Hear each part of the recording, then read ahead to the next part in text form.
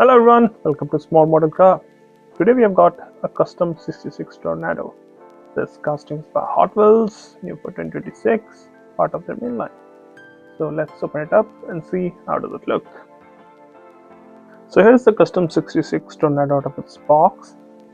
Now something that's very different. I don't think I've seen this on cars before.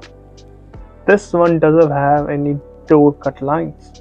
I don't know if Hot Wheels did it on purpose. There was actually a custom Tornado which had just opening windows, I guess, no opening doors. I'm not sure. So I'm gonna ignore that and review rest of the casting. So in the front, you've got big chrome bumper just like you got on the actual Tornado. A nice paint with this black sticker. I think the Tornado, if I'm not wrong, it had the headlamps behind the grille, so they were hidden most of the time. Same here, so you can see the black grille there, which I think hides the headlamps from upper and the lower. So yeah, so I think that's the reason you don't see any headlamp here. No mirrors or windshield wiper on the front. I don't know why.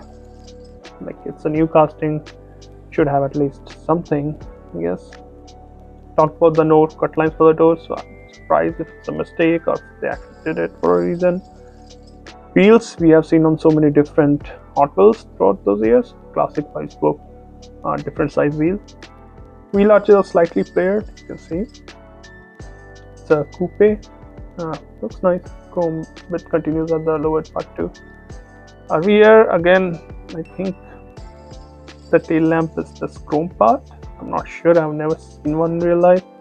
But no painted details. Chrome bumper, twin exhaust, number plate which reads 66 Toro, a small spoiler on the boot, and some, I don't think those are vents, maybe some details there.